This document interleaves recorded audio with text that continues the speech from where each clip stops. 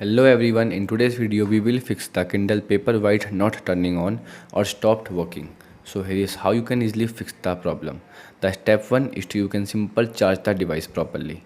A critical low battery is a common cause often indicates by a battery icon and exclamatory mark.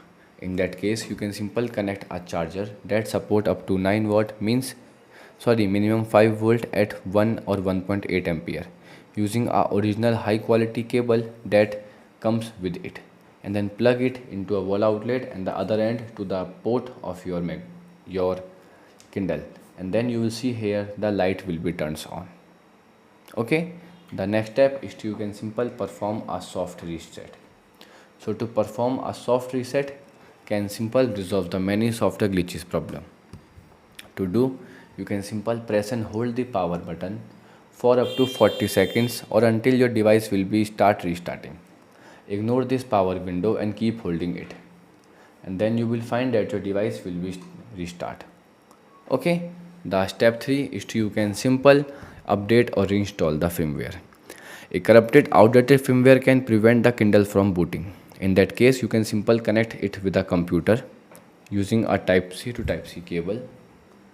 Then after you can download the firmware from the Amazon official website, and then once you download you can simple install it into the folder of your Kindle. So you can simple type on Google Kindle firmware update or download, then open the official Amazon website.